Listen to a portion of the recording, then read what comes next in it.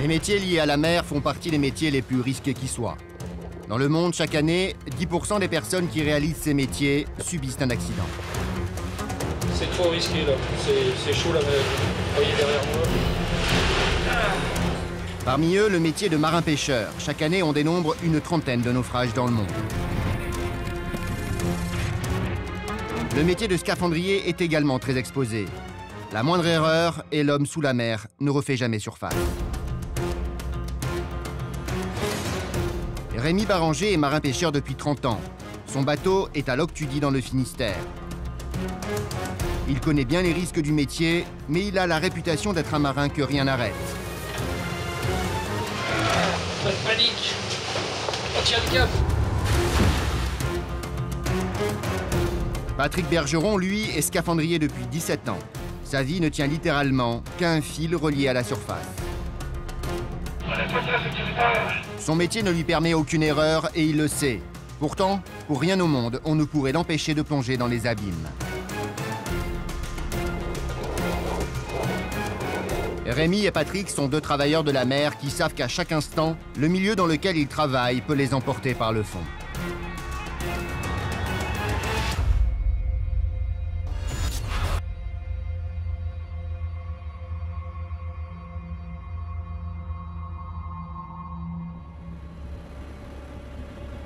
Aujourd'hui, si la majorité des bateaux rentrent au port, le risque de naufrage est encore grand pour les marins-pêcheurs. Chaque année, entre la France et l'Angleterre, 3 à 4 chalutiers partent à la dérive et nécessitent l'envoi de secours immédiat.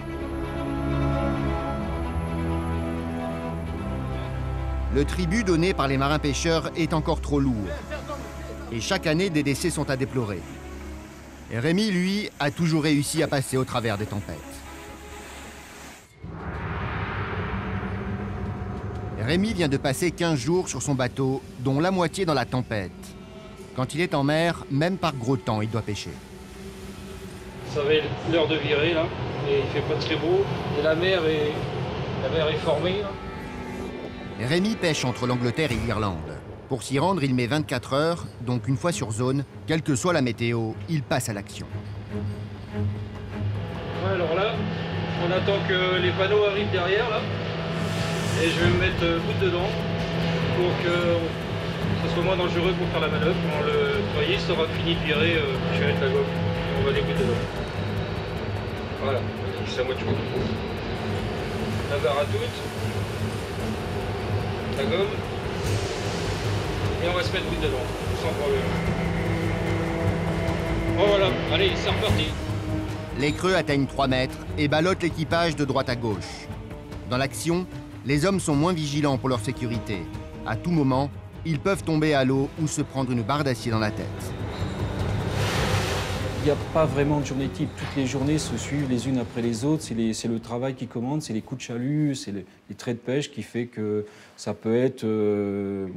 on arrive, on met en pêche, que ce soit dans la nuit, dans la journée, il n'y a pas d'heure. C'est sans arrêt, le matériel est refilé quasiment aussitôt, c'est remis à l'eau aussitôt, jour et nuit. Voilà.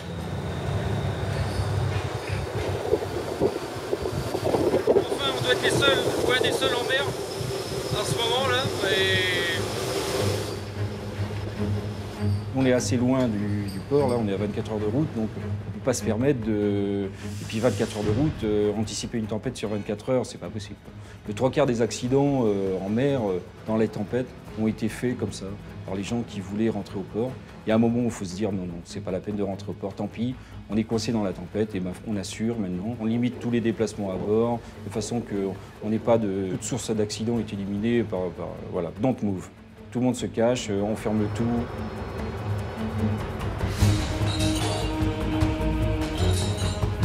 C'est la nuit là maintenant, et la situation s'est empirée. Je pensais que ça aurait... le vent va diminuer, mais ça fait tout le contraire. C'est pire que tout à l'heure. Hein. Ouais. Tranquille, hein. On va y aller calmement. Hein. Allez, retour à la passerelle. Bon, ça bouge un peu quand même. Hein. Je vais faire gaffe. Hein.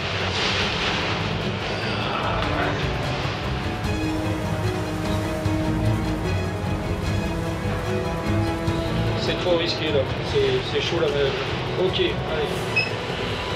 Vous voyez derrière moi. Ok, j'espère que ça va pas durer trop longtemps pour qu'on ne perde pas trop de temps. Cette nuit, la mer est déchaînée. Rémi décide de laisser passer le grain et de cesser la pêche. Pas question de mettre ses hommes en danger. Le danger guette également tous ceux qui exercent le métier de scaphandrier. Ceux qui le pratiquent ont 65 fois plus de risques de mourir au travail que l'ensemble des ouvriers du bâtiment. Au Québec, en hiver, ce n'est pas une profession pour les peureux. Non seulement il faut affronter des températures glaciales, mais il faut en plus casser et traverser les glaces pour rejoindre les profondeurs.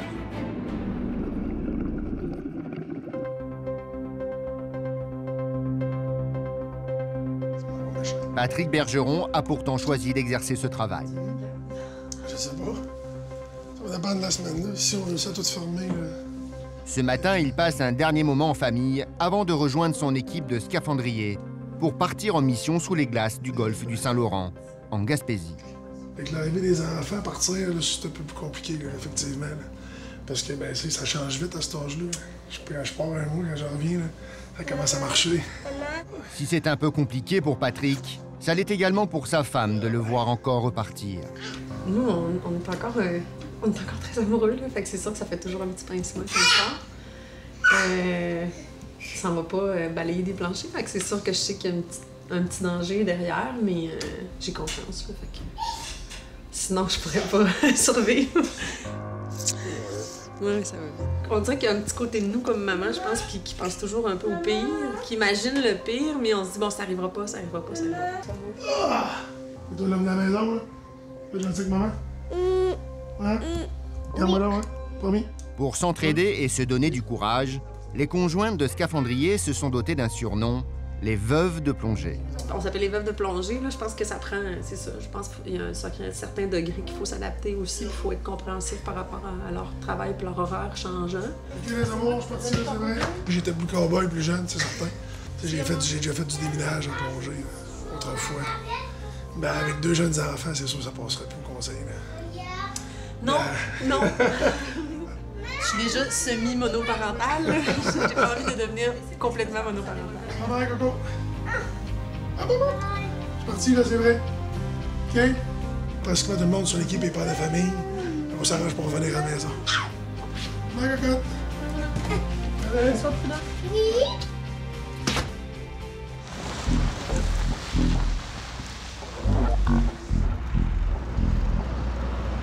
Patrick rejoint son équipe à l'entrepôt où se trouve leur matériel. Le métier de scaphandrier nécessite un équipement lourd, surtout pour travailler sous les glaces. Yes. Fait que, on ramasse notre besoin. On s'en va au machin cette semaine. Patrick est le chef de l'équipe. Il est responsable de ses hommes et doit s'assurer que chacun a le matériel nécessaire pour parer au danger de cette nouvelle mission.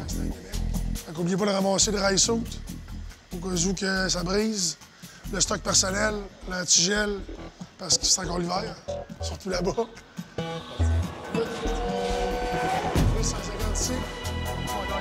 Good?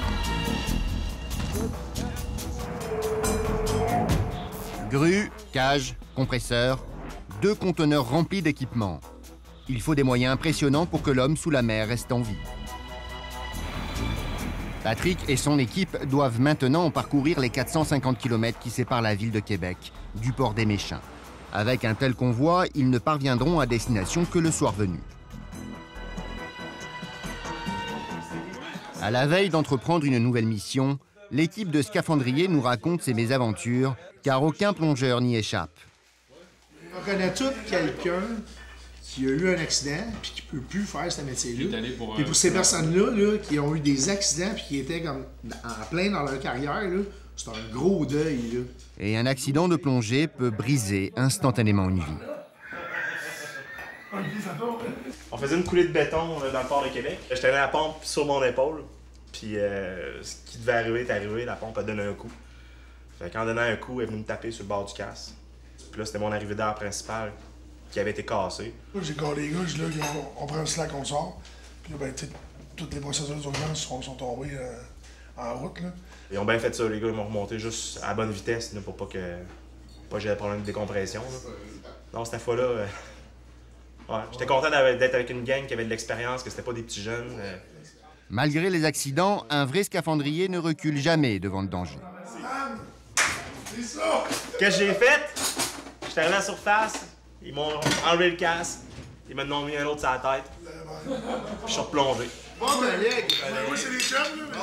Ce soir, on plaisante sur les accidents du passé pour décompresser un peu. Mais demain, Patrick et son équipe courront de nouveau de grands risques en exerçant leur métier. Au petit matin, après quelques heures de sommeil seulement, il faut réveiller les hommes pour relever les filets. Allez, à virer! Allez, à virer! Ah, ils aiment pas ça quand je crie trop fort. Ils sont durs à réveiller. La grasse matinée, c'est fini!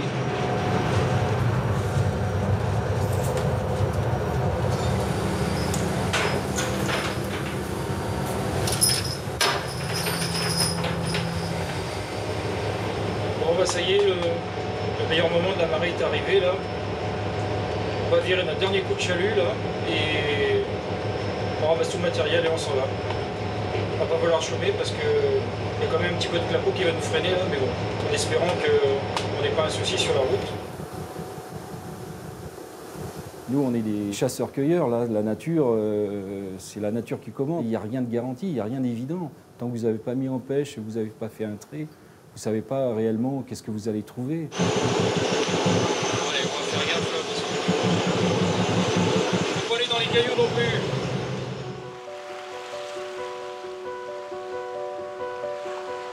Sur le port de Loctudy en Bretagne, André Baranger traque par Internet le Phénix, le chalutier de son mari. Il fait route vers le port après 15 jours d'absence.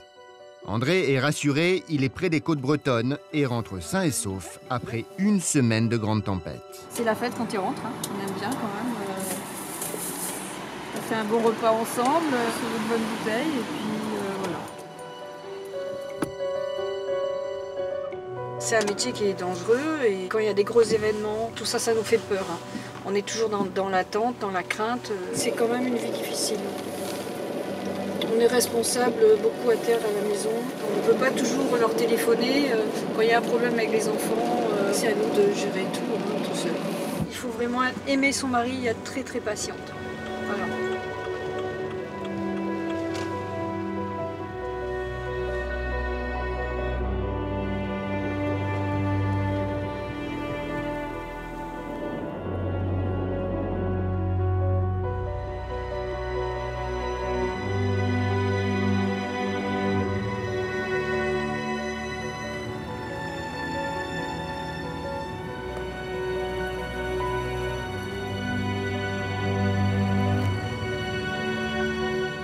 Quand ils arrivent, ils sont pas rasés, c'est vraiment des loups de mer hein, quand ils arrivent. Ça fait peur?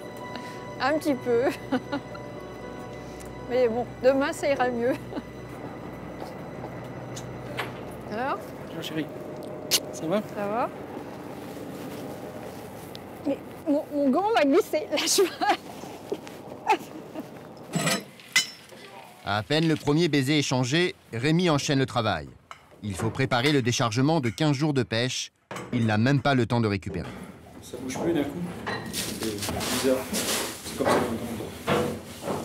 Pour 1 heure ou 2 avant de revenir normal quoi, sur Terre. On n'a pas été trop secoué là sur la route, donc ça va. Mais des fois, c'est...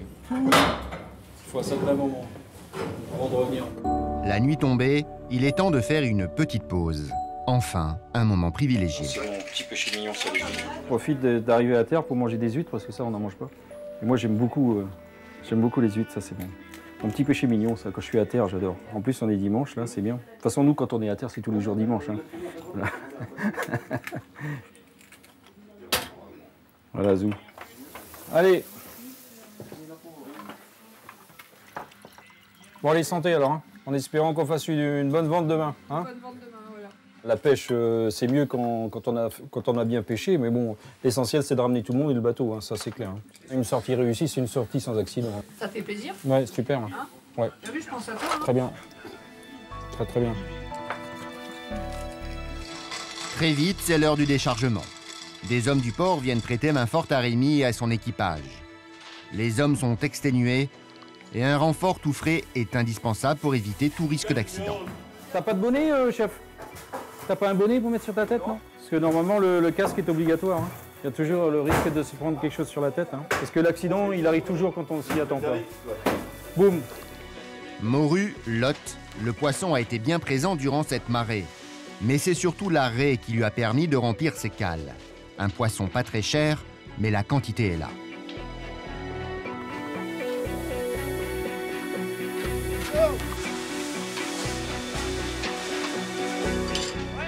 Le travail de déchargement débute. Les hommes en ont au moins pour 5 heures. Chaque fois, une vigilance de toutes les minutes est indispensable, car un accident est très vite arrivé. Rupture de chaîne, mauvaise manœuvre, chute, des risques accrus quand on sait que l'équipage n'a que très peu d'heures de sommeil derrière lui.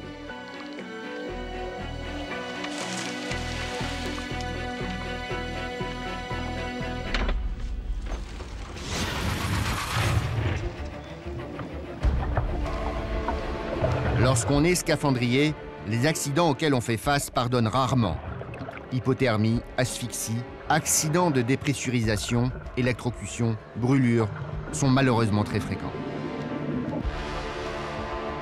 En l'an 2000, une scaphandrière québécoise qui travaillait sur un barrage est restée coincée sous l'eau par un effet de succion. Un accident qui lui a coûté la vie. C'est unanime, Martine, c'était une personne qui était excessivement appréciée. Partout où elle a passé, c'était une personne qui était très méticuleuse, qui était une travailleuse acharnée, quelqu'un qui était passionné de la plongée. Ça a été un choc pour tous. Luc Garand était un confrère de Martine Côté. Il est scaphandrier, mais également instructeur. Il connaît trop bien les circonstances de l'accident. Retour sur les faits. L'accident est survenu vers midi alors que la scaphandrière procédait à l'inspection vidéo d'une cloison du barrage Hall 2, aux chutes Chaudière. La jeune femme de 28 ans a été aspirée dans une caverne à 6 mètres de profondeur. Une équipe de plongée s'y est prise 2 fois pour tenter de sortir la jeune femme de la rivière. C'était une opération d'inspection de routine. On inspectait l'état de la structure, puis c'était le tour de Martine de plonger. Quand elle a plongé, elle inspectait la partie au fond, le lien entre le barrage et le fond. Dans cette zone-là, il y avait ce qu'on appelle chez nous un renard, mais il y avait un trou qui était en fait le début d'une caverne sous-marine qui s'écoulait sur quelques kilomètres et l'eau sortait en aval du barrage. Lorsqu'elle progressait au fond, à un moment donné, sa jambe a été aspirée dans ce trou-là. Et s'en est suivi 1h30 d'opération pour tenter de la déloger de là. Il y a eu des tentatives de tirer de l'affaire, de la libérer. Il y a eu des déchirures de costumes, etc. Les rapports de coroner disent qu'elle est décédée d'hypothermie et d'asphyxie. Quand cet accident-là est arrivé, pour plusieurs personnes, moi y compris, ça a amené une prise de position à savoir si c'était quoi notre rôle, si on voulait rester dans cette industrie-là. Il y a des gens que cet événement-là a fait en sorte qu'ils ont réorienté leur carrière complètement. Ça a tout de suite été, ça aurait pu m'arriver à moi.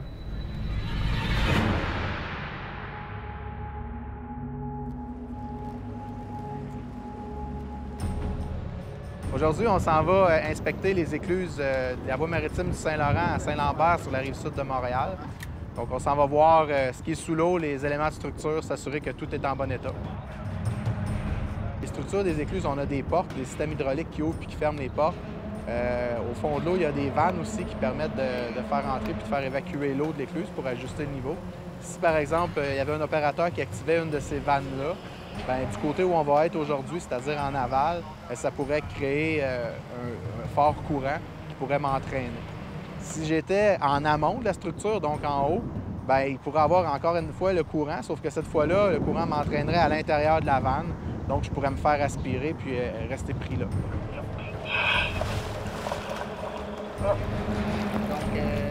Bien, le cas de Martine, c'était sur un barrage. C'est le même phénomène qu'on appelle dans le jargon du métier un delta P. C'est une expression pour dire différentiel de pression. Ce qui veut dire que la pression où on est, nous, est plus élevée qu'en bas. Donc, les choses tendant à s'équilibrer, bien, le plongeur va être forcément aspiré vers l'endroit où il y a le moins de pression. La seule façon de déloger un scaphandrier pris dans une situation comme ça va être d'exercer une traction dessus. Sur la surface de l'eau brûlée, les arêtes sont arrondies. Il y a des arrondis sur les arêtes. Je dirais que si vous parlez à n'importe quel scaphandrier de plus d'1 an d'expérience, on a tous vécu des whoops ou des situations où on a eu peur ou où on a passé proche d'avoir un incident.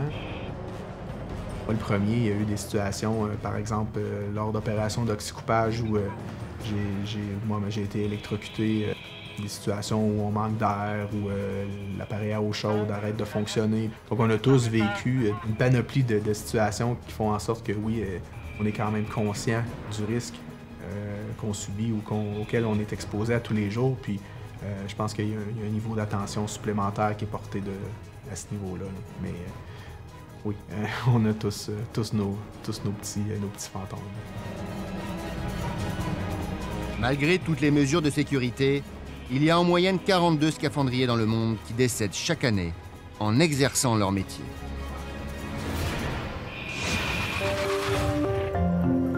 Cette nuit, Rémi se rend à la criée.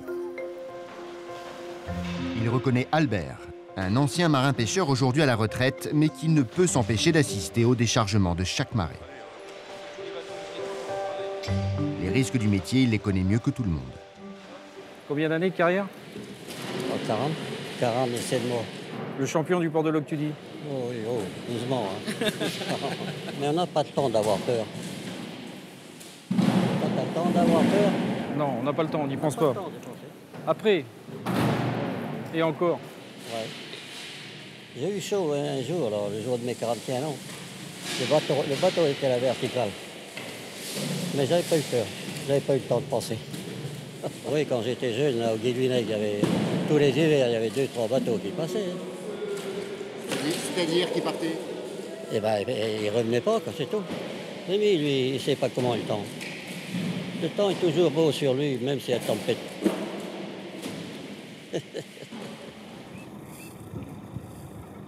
Le lendemain, le Phénix dort encore. La nuit a été courte, l'équipage a fini son travail à 4 h du matin. Oui. 8h30. Bonjour. 4 heures de sommeil, bon. Allez, où? Les affaires reprennent. Je vais aller au bureau de la criée, puis on va récupérer les feuilles de vente, quoi. Avec le tonnage et puis le prix qu'on a fait, le détail de la vente.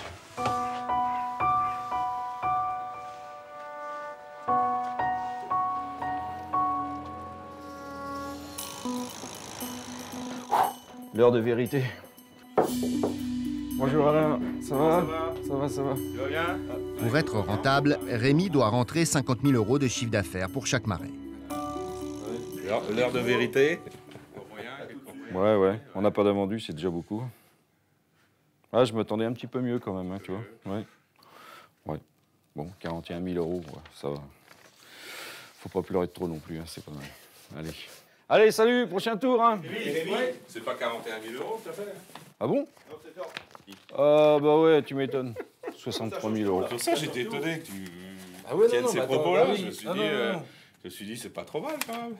Ah non, mais là, ça change tout. Là. Ah bah... C'est mieux que ce que j'avais prévu, finalement. Moi, j'avais calculé 53 000 € à la louche, comme ça, et 63, c'est plein. Là, c'est excellent, là. C'est excellent.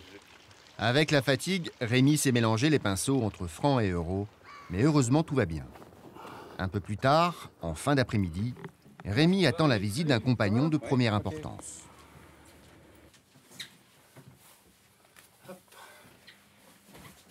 Donc ton document unique de sécurité est là, l'ensemble des documents permanents, dont tout ce qu'on a scanné se trouve ici, tout est numérisé, donc voilà. Guy Lebert fait partie de l'association Maillage qui aide les marins à améliorer la sécurité propre à chaque bateau. Et Rémi doit fournir aux autorités un document sur la sécurité à bord. Il est obligatoire. Voilà, on voit bien les traces qui vont... Il sert, hein. Ça sert à quelque chose. Hein.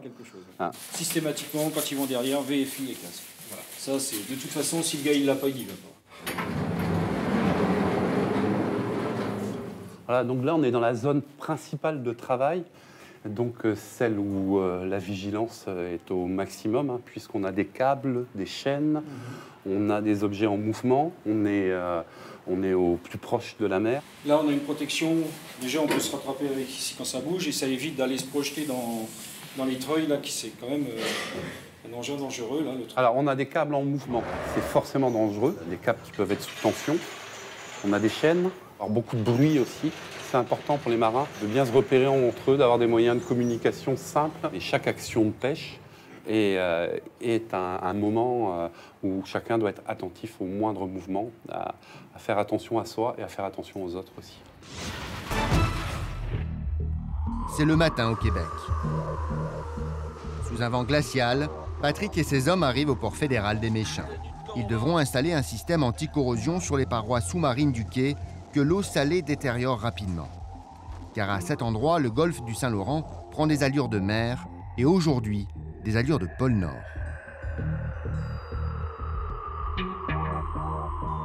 Il est gelé en tigelle, moins 50. Bienvenue au Québec, hein?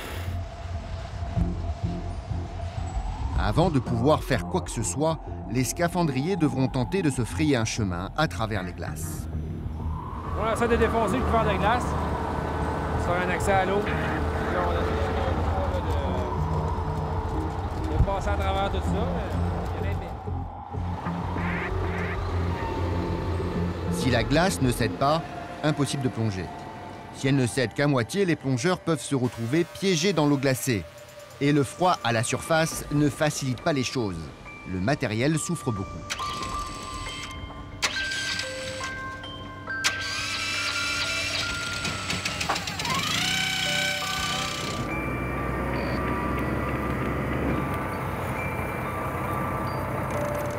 Hey! On va y aller! Bonjour!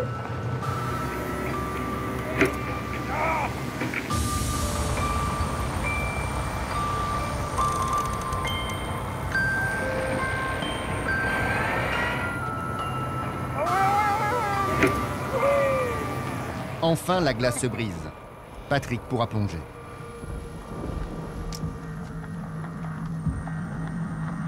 Assisté de ses coéquipiers, notre homme enfile sa tenue de scaphandrier.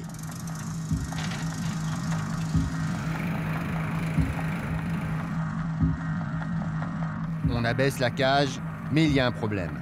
La glace s'est refermée sur le trou et Patrick ne peut accéder à l'eau.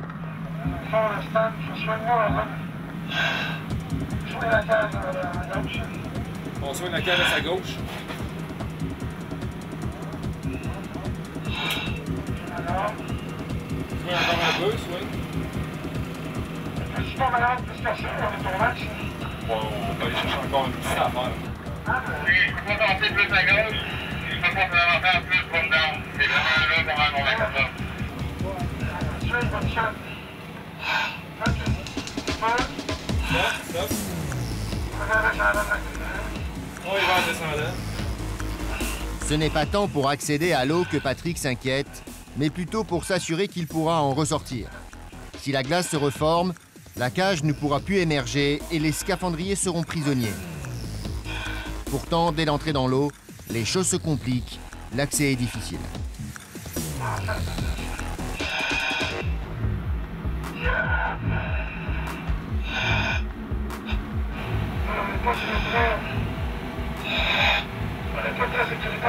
Non, ça, je t'ai avec eux autres. Je t'ai juste avec eux autres. Patrick réussit à dégager suffisamment l'accès. Le danger n'est pas complètement écarté, mais il décide tout de même de descendre sous les glaces.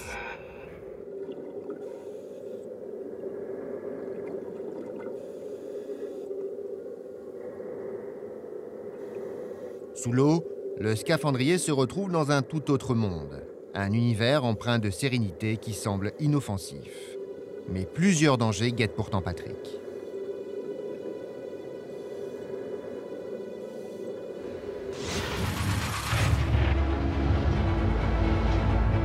Rémi vient d'essuyer une semaine de tempête.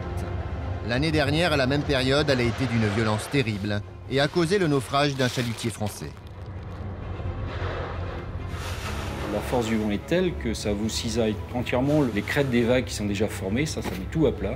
On se retrouve avec un tapis blanc, c'est relativement impressionnant. Et après, au bout d'un moment, la mer reprend le dessus et là c'est dément. Voilà. Et là ça devient énorme. Et là il faut jouer avec les effets de houle, de mer et la puissance du bateau pour essayer d'éviter de se prendre les levées d'eau terribles. Donc on navigue, on essaye d'anticiper le paquet qui arrive.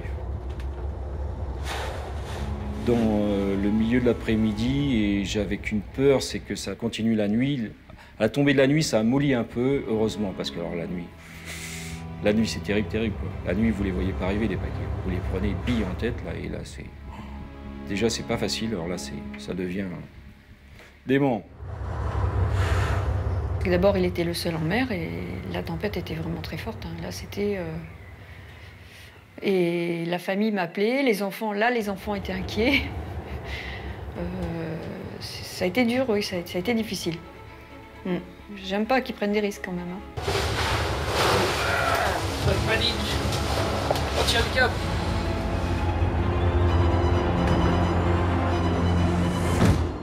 Au même moment, un chalutier au large des côtes anglaises se prend une vague d'une rare violence et de plein fouet. Une vague appelée scélérate. C'est un phénomène extrêmement rare et d'une violence inouïe. La vague se présente comme un mur d'eau vertical qui peut atteindre 30 mètres de haut.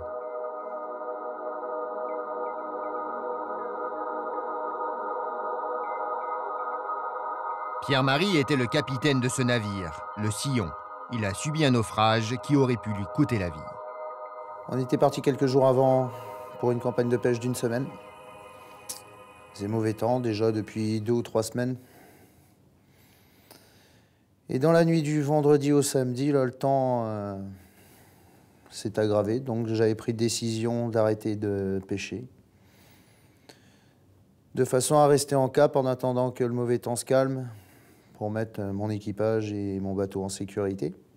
Et dans l'après-midi, on a pris ce que les journaux ont qualifié d'une vague scélérate. Moi, j'ai évalué la vague à une hauteur de 15 à 18 mètres de haut. Elle nous est arrivée par le travers avant tribord. Les carreaux de la passerelle ont été pulvérisés, les rambardes ont été arrachés. Le bateau a été tordu. Je me suis retrouvé complètement sous l'eau dans la passerelle. Ouais. Et quelques secondes après, t'entends les gars hurler. Parce qu'ils sont dans le noir. Ils comprennent pas ce qui se passe. En une fraction de seconde, il faut réagir. Pas se poser de questions, réagir de façon à ce que les gars ne paniquent pas. La vague vient de détruire tous les appareils électroniques du bateau jusqu'au moteur lui-même. Pierre-Marie prévient les secours avec un simple portable. Et donc, le premier truc que j'ai fait, c'est téléphoner au cross. Et là, je leur ai dit, on a pris une grosse vague, on est à la dérive. Mais on dérive pas comme il faut. On dérive vers la terre. Les crosses sont les postes de vigie répartis sur toutes les côtes françaises. Lorsqu'un secours doit être mené, c'est eux qui coordonnent les opérations.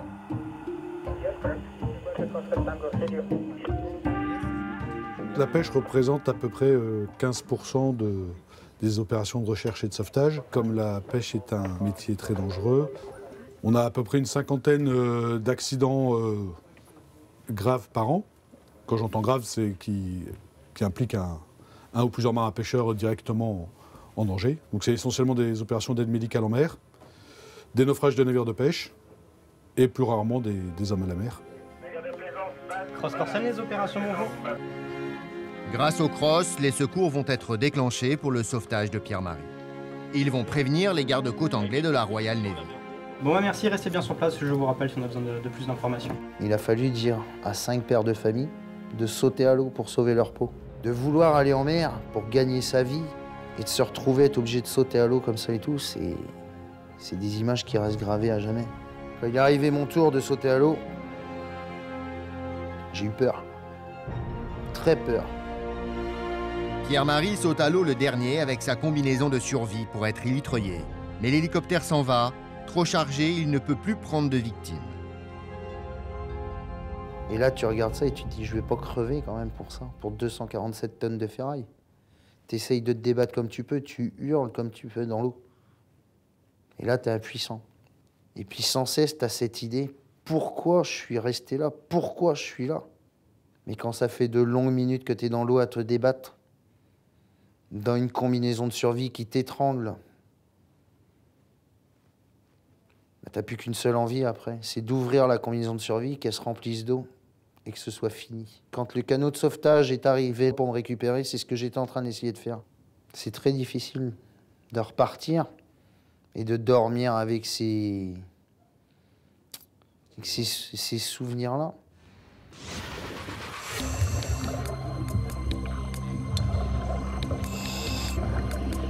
C'est la fin de la matinée au Québec et Patrick Bergeron est toujours sous les glaces. T'en as-tu de la glace toujours dans ton casque? Hein? T'en as-tu de la glace dans ton casque? Moi, non. Il est à présent à 20 mètres de l'accès à la surface et il effectue des travaux de soudure sous-marine, une opération qui n'est pas sans risque. C'est un circuit électrique, donc il y a un danger d'électrocution. Encore plus que quand tu es dans l'eau, c'est des voltages, c'est des ampérages assez élevés. Évidemment, le circuit se fait par le chemin le plus rapide. C'est pour ça que le scaphandrier il se tient à l'écart du circuit, mais il est très, très près quand même. Donc, il pourrait entrer dans le circuit électrique. Là, l'électricité passerait par lui. Ce serait un danger très grave. Je suis comme l'icebreaker. OK. Icebreaker pour Pat, icebreaker pour Pat. Bon, on y envoie ça dès que je libère la carbonique.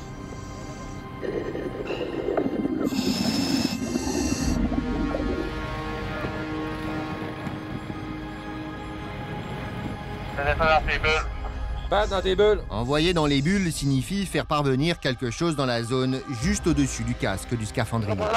Surtout pas plus bas, car il y aurait un risque de collision grave. Patrick doit souder sur la structure une pièce d'acier qui empêchera la glace d'endommager le système anti-corrosion.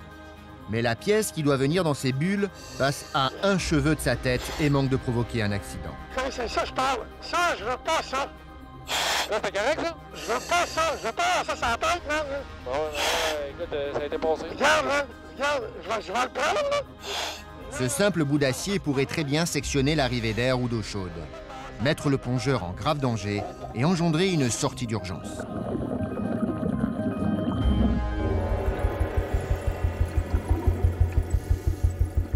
Voilà maintenant 4 heures que Patrick est dans l'eau glacée.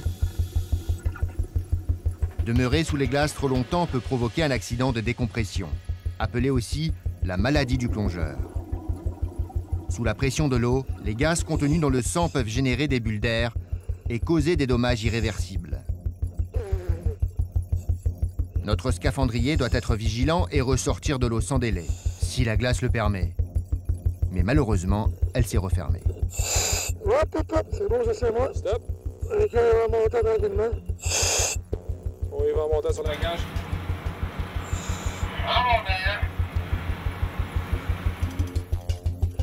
La cage elle-même semble coincée. Faut pousser la braquage, pousse pas le braquage. Descends la cage. On descend la cage.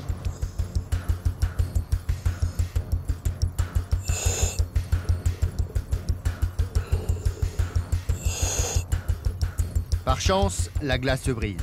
La cage se fraye un passage et le scaphandrier peut ressurgir.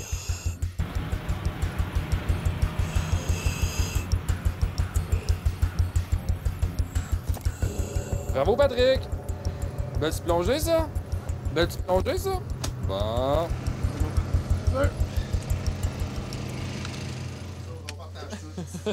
Tout le monde en profite pour se réchauffer dans la roulotte et manger un morceau. Nos hommes mangent en vitesse, car il n'y a pas une minute à perdre. Il ne faut pas que les glaces se referment.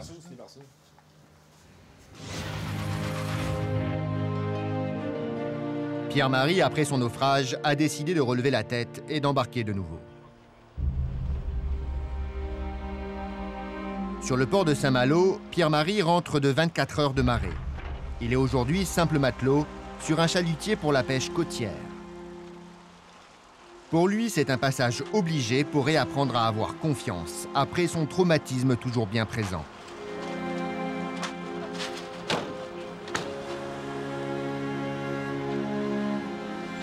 À peine 30 minutes passées à quai pour décharger ses coquilles Saint-Jacques et le bateau reprend déjà la mer.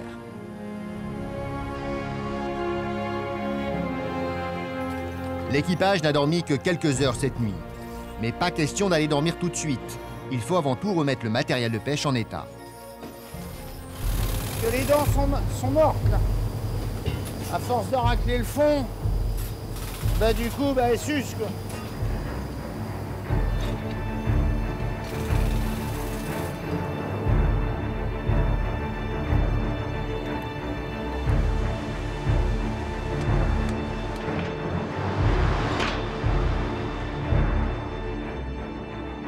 J'ai dormi cette nuit là, 4 fois 1 heure et 3 quarts d'heure sur la route. Je suis en pleine forme. Le rythme des marins pêcheurs est très soutenu. La fatigue accentue considérablement les risques d'accident. Le matériel manipulé est particulièrement lourd et avec la houle, la moindre erreur peut finir en catastrophe. Après quelques heures de route, il est temps de reprendre la pêche.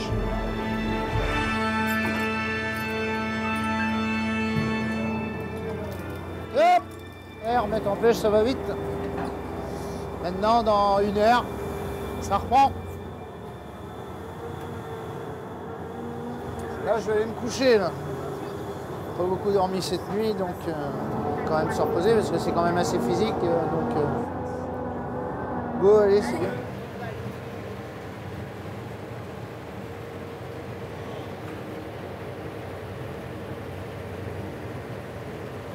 L'équipage fait des sessions de sommeil de 50 minutes maximum, et ça pendant 5 jours consécutifs, 24 heures sur 24. Un rythme particulièrement fatigant pour l'organisme.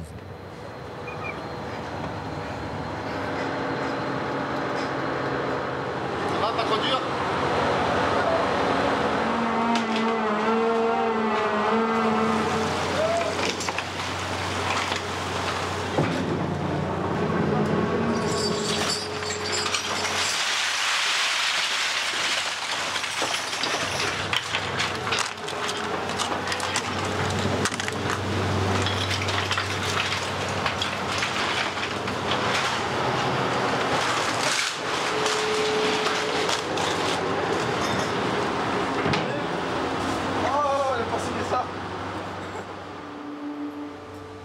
Pierre-Marie va relayer pour une 50aine de minutes le capitaine du bateau.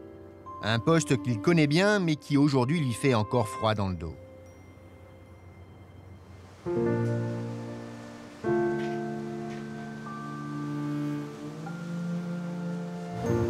Ça, c'est quand même un traumatisme. À l'âge de 25 ans, on est encore un enfant. On peut être balèze, faire 100 kilos, des boucles d'oreilles, plein de tatouages. Faire le beau dans les sorties devant les copains, les copines, mais non, c'est pas ça. On est encore un enfant qui grandit. Alors, faut pas mettre la charrue avant les bœufs. Pour éviter que le traumatisme prenne le dessus, Pierre-Marie est reparti au travail, mais à condition de n'être que simple matelot. Et aujourd'hui, c'est sur le navire de son ami d'enfance Ludo qu'il se reconstruit. Une reconstruction dans la camaraderie et la bonne humeur. Ça, c'est la fin de semaine. Ça pète.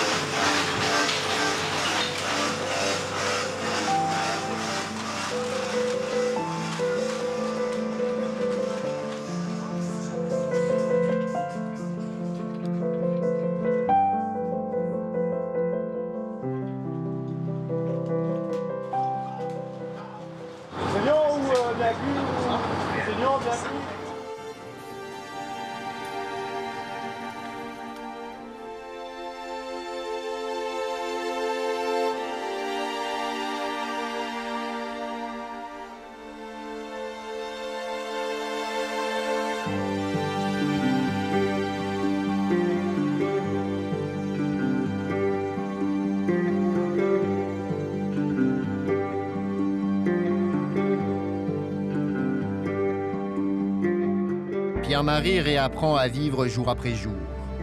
Il retrouve confiance en lui et en ses capacités à être pêcheur.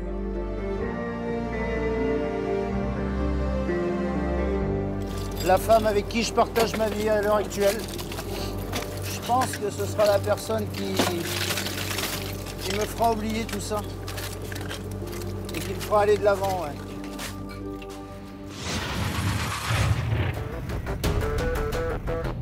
Au Québec, c'est Patrick qui est maintenant au poste de contrôle.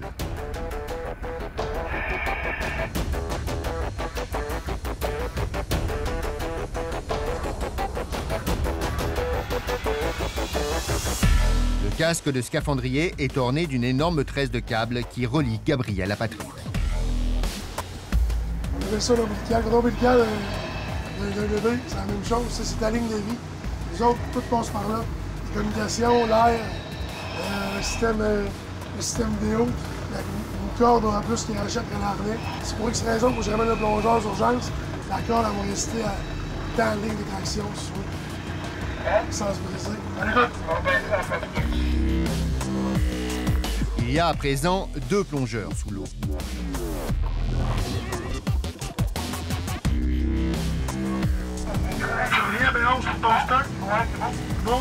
Patrick est désormais responsable de ses scaphandriers via une petite valise jaune. Ben, ici, la tour de contrôle, c'est l'air est là, il se dans la spirale. Ça passe ici la console. La console, j'ai les 2 lignes de plongeurs. J'ai un radio aussi qui est intégré dans la console dans l'air. Moi, ici, je suis en communication directe avec les 2 plongeurs tout le temps. Je donne respect dans les oreilles pendant 4 heures. Là. Je peux même savoir si mon plongeur respire trop vite. Ben, moi, je suis sa voix dans sa tête. Là, des fois, je me dis, OK, c'est beau, là. Là, on prend une pause, on se calme, on a le temps de respirer. Parce que si tout le monde est en ventilation, là, ça peut donner des problèmes.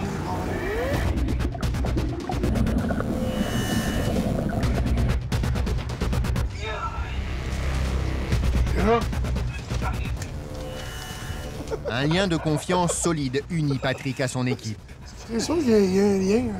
Tu sais, si tu fais pas confiance à la personne qui est en surface, tu n'iras pas dans le trou. Tu sais, même principe pour un pompier. Là. Tu rentres au feu, si le gars à côté de toi, tu ne trosses pas, tu n'iras pas. Là. David s'arrête brusquement de souder car quelque chose ne va pas du tout. Ah, on check l'eau chaude, man. Ouais, on check l'eau chaude, on check l'eau chaude. L'eau chaude ne circule plus dans sa combinaison et la température de son corps dégringole. David garde son calme, mais il a froid. C'est frette. Ouais, c'est là-dessus, ça va long. On prend des réponses. L'eau chaude, ça va là? Non. Non? Toujours les mains gelées. Hein? Oui, j'ai pas d'eau chaude en bas, les boys. Hein? Check ça. L'eau chaude ne circule toujours pas dans sa combinaison. La situation peut devenir très dangereuse. J'ai même pas de débit, j'ai rien dans tout. Là, faut que ça reparte, sinon on sort, là. Si l'eau chaude revient rapidement, David pourra demeurer sous la glace. Mais si le problème ne se résout pas dans les prochaines secondes, le scaphandrier risque l'hypothermie et à terme, la mort. On prend du mot, on prend du mot. On prend du mot. Il est bien bon, là. Il est bien. Plus vite. Je te ramène-tu plus vite? Ah ouais, tu peux. Ah ouais. Ramène-le plus vite. Prends du mot rapide. Prends du mot.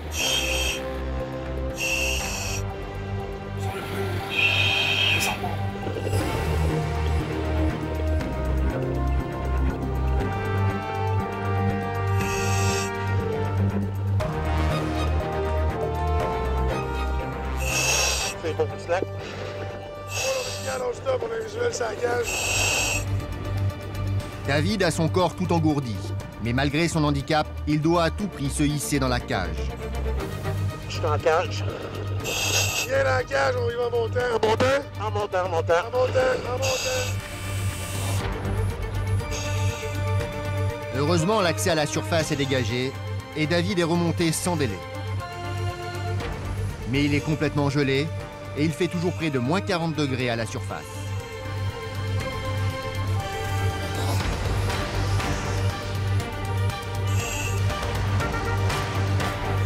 David n'est pas encore tiré d'affaire. Il faut vite le sortir de sa combinaison et lui procurer de la chaleur.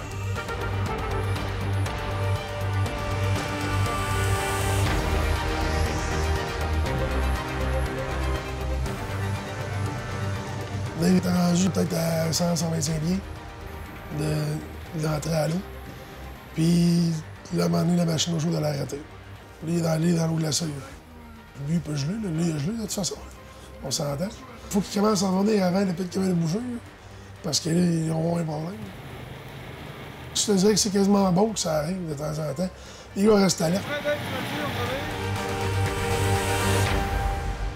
Remis de leurs émotions, les scaphandriers sont de retour au travail. Les travaux pour la journée sont plus longs que prévu et ils doivent se remettre à l'eau la nuit tombée. On a une seule là-dessus.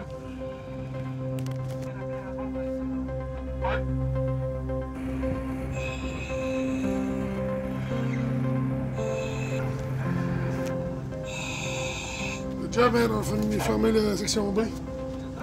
Yes, sir. Malgré les dangers, la rudesse du travail et le climat, jour après jour, Patrick continue sans relâche d'affronter la mer et tous ses périls. Pour aimer ça, je pense que oui, faites un peu fou. On est passionné. C'est le mot-clé, à ce temps-ci de l'année.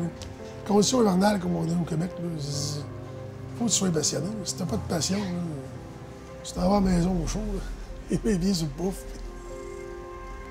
Si la santé est là, je me suis donné l'objectif de me rendre à 50 ans. Après ça, on verra. Ferme!